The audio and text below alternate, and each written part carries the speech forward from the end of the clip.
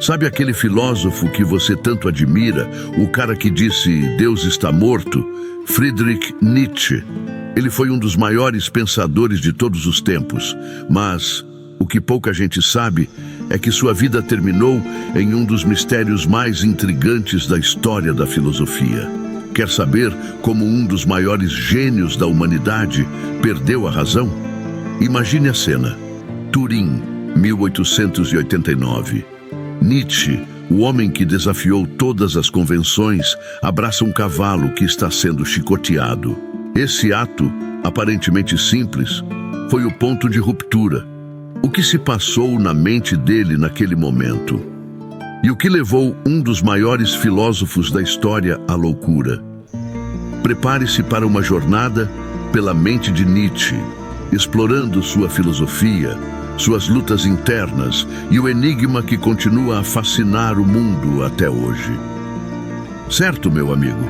Agora que já vimos o que aconteceu com Nietzsche naquele fatídico dia em Turim, vamos mergulhar mais fundo. Vamos explorar as teorias que tentam explicar o que realmente levou um dos maiores filósofos da história à loucura. Porque no final das contas, essa é uma pergunta que intriga estudiosos e leitores há mais de um século. Primeiro, vamos voltar um pouco no tempo. Imagine um homem que dedicou sua vida a explorar os cantos mais profundos e obscuros da mente humana. Nietzsche não era apenas um filósofo. Ele era um aventureiro intelectual disposto a correr riscos que poucos ousariam. Ele escreveu sobre a vontade de poder, o super-homem, e a ideia de que a vida é uma eterna busca por significado. Mas, ao mesmo tempo, ele estava constantemente lutando contra sua própria saúde frágil e uma mente que, por vezes, parecia estar à beira do colapso. Agora, pense comigo, como um homem que desafiou as convenções e explorou as profundezas da existência pode, de repente, perder a razão. Foi um processo gradual ou um evento súbito? E o que exatamente aconteceu naquele dia em Turim, quando ele abraçou um cavalo que estava sendo chicoteado? Esse momento, que muitos consideram o início do fim, é o que vamos explorar juntos. Mas antes de mergulharmos nesse mistério, precisamos entender o que tornou Nietzsche tão especial. Ele não era apenas um filósofo que escrevia sobre ideias abstratas. Ele era um homem que vivia e respirava sua filosofia. Ele questionou tudo, desde a moralidade cristã até a própria natureza da verdade. E ao fazer isso, ele abriu caminho para uma nova forma de pensar, que influenciou gerações de pensadores, artistas e até mesmo movimentos culturais. Mas, como toda grande mente, Nietzsche também tinha suas sombras. Ele sofria de problemas de saúde, incluindo enxaquecas debilitantes e problemas de visão. E ao longo de sua vida, ele lutou contra a solidão e a sensação de que sua mente estava constantemente à beira do abismo. Em uma carta de 1881, ele escreveu: "Às vezes tenho um palpite na cabeça de que estou realmente vivendo uma vida muito perigosa, porque sou uma daquelas máquinas que podem explodir." E de fato, explodir, ele explodiu. Mas antes de chegarmos ao colapso final, vamos dar um passo atrás e entender o que o levou até lá. Porque no final das contas, a loucura de Nietzsche não é apenas a história de um homem que perdeu a razão. É uma história sobre a própria natureza da genialidade, da loucura e da busca incessante pela verdade. Então prepare-se, meu amigo. Vamos começar nossa jornada pela mente de Nietzsche, explorando sua vida, sua filosofia e o mistério que continua a fascinar o mundo até hoje. E quem sabe, talvez no final, possamos entender um pouco melhor o que leva um homem a abraçar um cavalo em um ato de desespero e compaixão. Nietzsche não era apenas um filósofo de gabinete. Ele não ficava só escrevendo em sua escrivaninha. Ele era um viajante, um homem que queria experimentar a vida em sua plenitude. Ele viveu em diferentes cidades, teve vários relacionamentos e, acima de tudo, questionou tudo o que via pela frente. Ele questionou mesmo Para você ter uma ideia, ele atacou a moralidade tradicional de frente. Nietzsche dizia que a moralidade cristã era uma forma de moral de escravo que nos fazia sentir culpa e nos afastava de nossa verdadeira natureza. Em vez disso, ele propôs a ideia do super-homem, ou Übermensch em alemão. Esse super-homem seria alguém que transcende as normas sociais e morais para criar seus próprios valores. Alguém que diz sim à vida, mesmo em meio ao sofrimento. E tem mais. Nietzsche também falou sobre a vontade de poder. Para ele, a vida era uma luta constante pela superação, pelo domínio. Mas calma, não é o tipo de poder que a gente costuma pensar, como poder sobre os outros. Era mais sobre o poder de se autossuperar, de se tornar mais forte e mais livre. Mas por mais brilhante que fosse, Nietzsche tinha suas sombras. Ele sofria de problemas de saúde terríveis, enxaquecas que o deixavam de cama por dias, problemas de visão que quase o cegaram e uma saúde frágil que o acompanhava desde a juventude. E além disso, ele vivia em constante solidão. Ele era um homem que pensava demais, que questionava demais, e isso o isolava das pessoas ao seu redor. Agora pense comigo. Como alguém que questiona tudo, que vive em busca da verdade, lida com a solidão e a dor? Nietzsche lidou com isso através de sua filosofia. Ele escreveu sobre o sofrimento, a morte de Deus, o niilismo e a eterna busca por significado. E ao fazer isso, ele criou uma obra que continua a desafiar e inspirar até hoje. Mas aqui está o ponto crucial. Nietzsche não apenas escreveu sobre essas ideias, ele viveu de acordo com elas. Ele era um homem que questionava as convenções, que vivia à frente de seu tempo. E ao fazer isso, ele abriu caminho para uma nova forma de pensar, que influenciou gerações de pensadores, artistas e até mesmo movimentos culturais.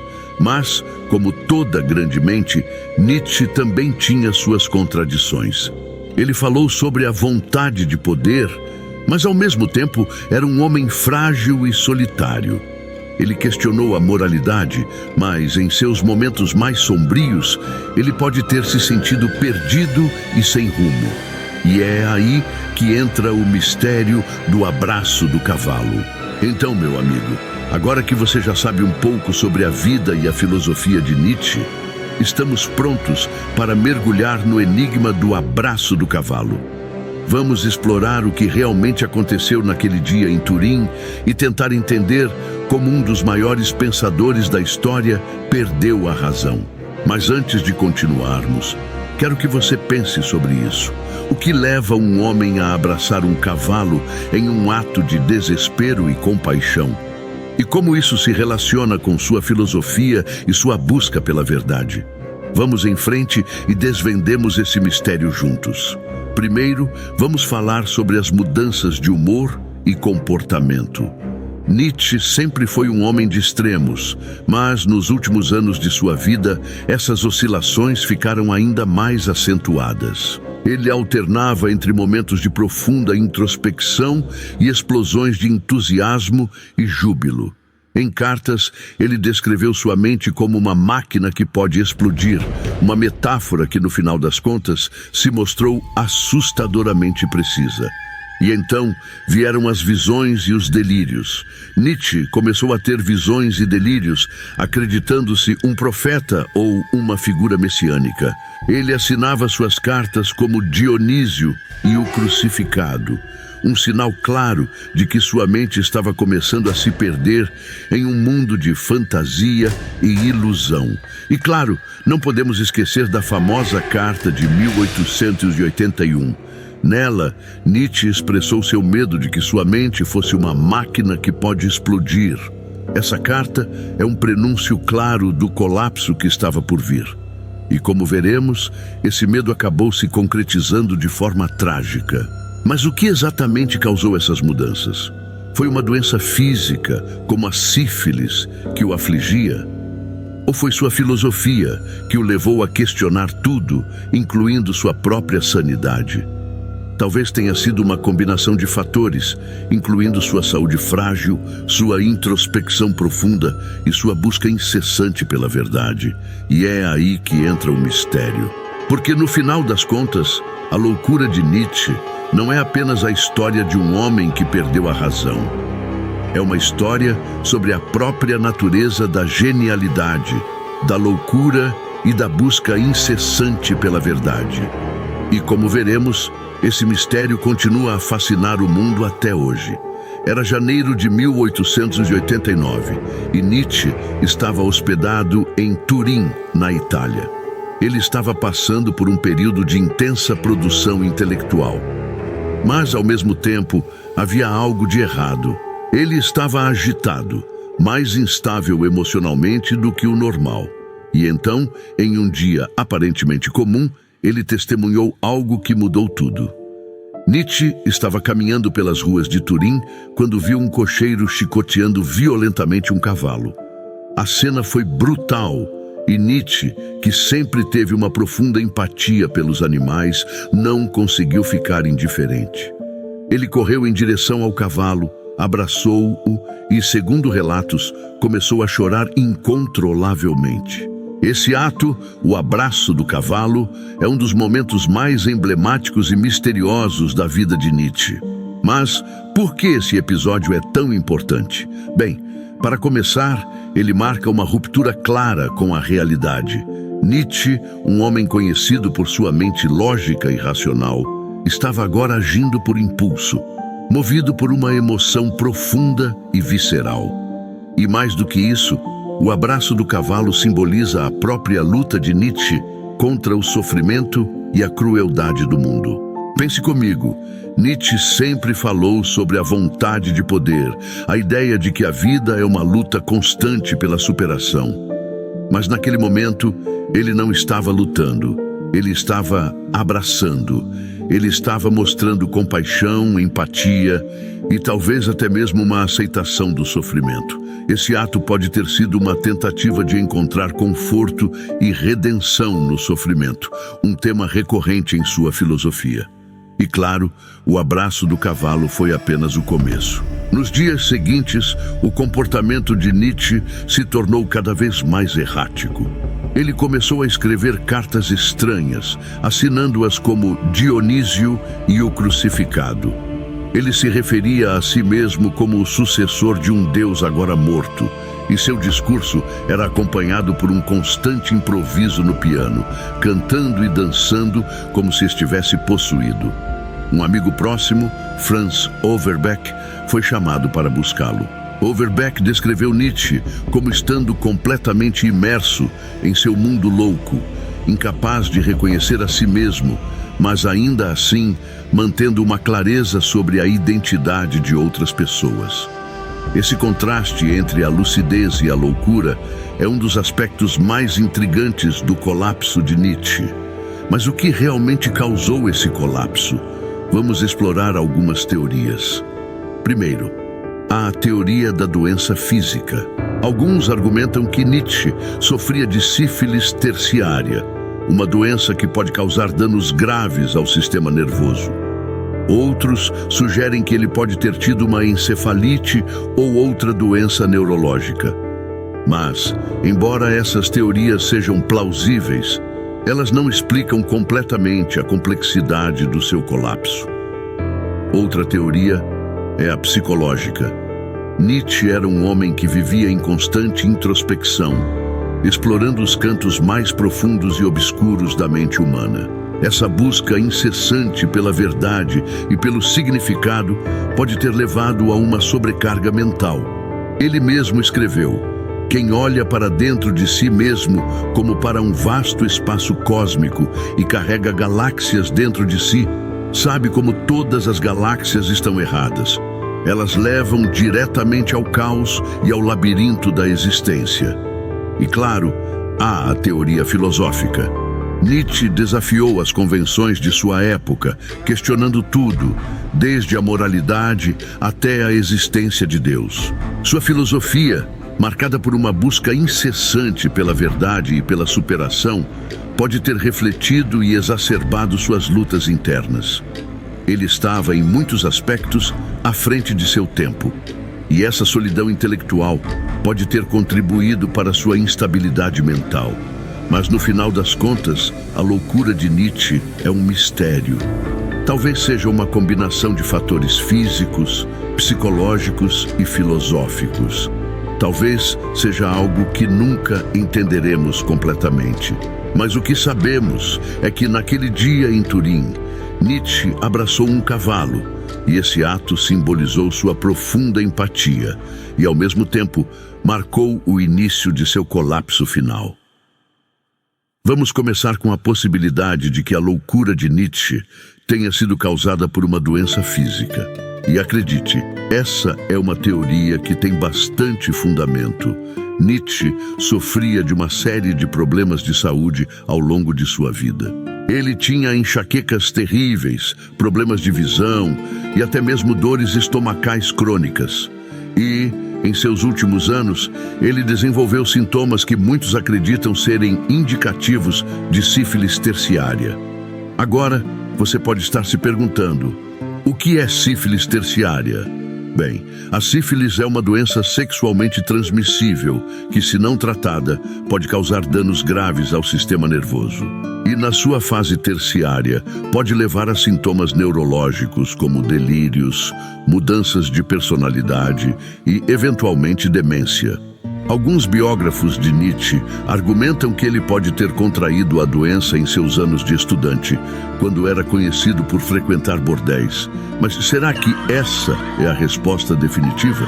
Talvez. Alguns especialistas apontam que os sintomas de Nietzsche, como suas enxaquecas e problemas de visão, podem estar relacionados a outras condições neurológicas, como um tumor cerebral ou encefalite. No entanto, a teoria da sífilis é a mais aceita, embora não seja conclusiva.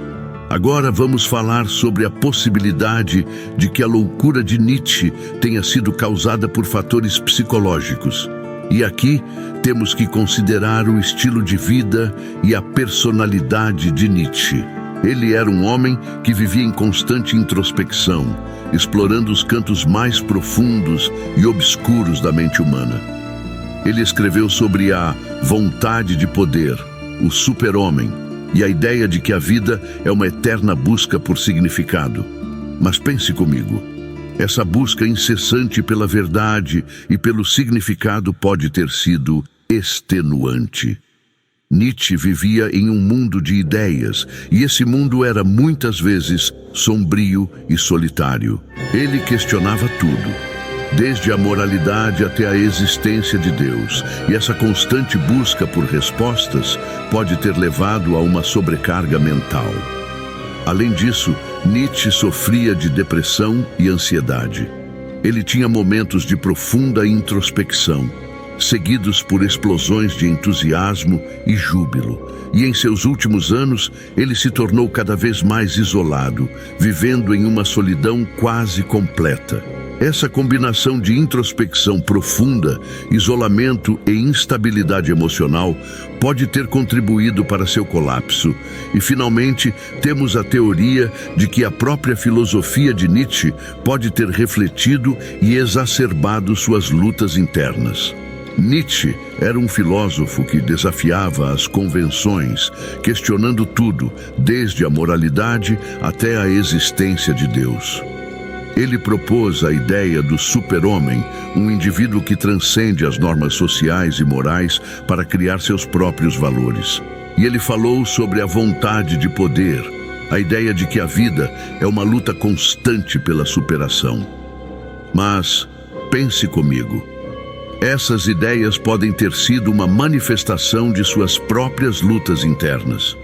Nietzsche estava constantemente lutando contra a solidão, a depressão e a sensação de que sua mente estava à beira do abismo. E, ao mesmo tempo, ele estava propondo uma filosofia que celebrava a superação e o poder. Essa contradição pode ter exacerbado suas lutas internas, criando um ciclo vicioso de introspecção e desespero. Além disso, Nietzsche era um homem à frente de seu tempo. Ele propôs ideias que eram revolucionárias para sua época, e essa solidão intelectual pode ter contribuído para sua instabilidade mental. Ele vivia em um mundo que não o compreendia, e essa falta de conexão pode ter sido um fator significativo em seu colapso. Mas, no final das contas, a loucura de Nietzsche é um mistério. Talvez seja uma combinação de fatores físicos, psicológicos e filosóficos. Talvez seja algo que nunca entenderemos completamente. Mas o que sabemos é que Nietzsche foi um homem que viveu e respirou sua filosofia. E essa filosofia pode ter sido tanto sua salvação quanto sua ruína. Primeiro vamos falar sobre a influência de Nietzsche na filosofia. Ele foi um dos primeiros a questionar a moralidade tradicional e a religião de maneira tão radical. Ele argumentou que a moralidade cristã era uma forma de moral de escravo, que sufocava a vontade humana e impedia o desenvolvimento do super-homem. E ao fazer isso, ele abriu caminho para uma nova forma de pensar que influenciou gerações de filósofos. Pense em filósofos como Martin Heidegger, Michel Foucault e Jacques Derrida. Todos eles foram profundamente influenciados pelas ideias de Nietzsche. Heidegger, por exemplo, disse que Nietzsche foi o último filósofo da metafísica. E Foucault, em seu livro Vigiar e Punir, usou as ideias de Nietzsche para analisar o poder e a punição na sociedade. Mas a influência de Nietzsche não se limita à filosofia. Ele também teve um impacto profundo na literatura e na arte. Escritores como Thomas Mann, Hermann Hesse e até mesmo o poeta Rainer Maria Rilke foram profundamente influenciados por suas ideias. Nietzsche desafiou a maneira como pensávamos sobre a moralidade, a verdade e a própria natureza da existência. E isso se refletiu em suas obras. E claro, não podemos esquecer da psicologia. Sigmund Freud, o pai da psicanálise, foi profundamente influenciado pelas ideias de Nietzsche sobre o inconsciente e a natureza da mente humana. Freud chegou a dizer que Nietzsche se conhecia mais profundamente do que qualquer outro homem que já viveu. E Carl Jung, outro gigante da psicologia, também reconheceu a influência de Nietzsche em seu trabalho. Mas talvez a maior prova da influência de Nietzsche esteja na cultura popular. Suas ideias sobre o super-homem e a vontade de poder foram adotadas e reinterpretadas por movimentos políticos, filosóficos e culturais. O nazismo, por exemplo, distorceu suas ideias para justificar sua ideologia de superioridade racial. Mas, ao mesmo tempo, Nietzsche também foi uma inspiração para o existencialismo, o anarquismo e até mesmo para o movimento punk. Agora pense comigo. Como um homem que terminou seus dias em loucura ainda consegue ter uma influência tão profunda e duradoura? A resposta está na própria natureza de suas ideias. Nietzsche desafiou as convenções, questionou tudo e propôs uma nova forma de pensar que continua a ressoar até hoje. Ele nos fez questionar a moralidade, a verdade e a própria natureza da existência. E aqui chegamos a um ponto crucial. A loucura de Nietzsche, de certa forma, pode ter sido uma manifestação de sua genialidade. Ele viveu e respirou sua filosofia. E essa filosofia era muitas vezes sombria e solitária. Ele questionou tudo, inclusive a si mesmo. E essa busca incessante pela verdade pode ter sido extenuante. Mas ao mesmo tempo, foi essa busca que o tornou um dos maiores filósofos de todos os tempos. Então, o que podemos aprender com o legado de Nietzsche? Talvez seja que a genialidade e a loucura estão frequentemente interligadas. Talvez seja que a busca pela verdade e pelo significado pode ser tão perigosa quanto iluminadora. Ou talvez seja simplesmente que a mente humana é um mistério profundo e a busca pelo conhecimento é uma jornada sem fim. Primeiro, vamos considerar o ato em si. O abraço do cavalo pode ser visto como um ato de profunda empatia e compaixão. Nietzsche sempre teve uma afinidade especial pelos animais. Ele via neles uma pureza e uma inocência que faltavam aos seres humanos. Em seus escritos, ele frequentemente usava metáforas animais para ilustrar suas ideias filosóficas. Por exemplo, ele falou sobre a besta loura como um símbolo de poder e liberdade. Mas pense comigo, em um momento em que sua própria mente estava à beira do colapso, Nietzsche pode ter visto no cavalo um reflexo de seu próprio sofrimento.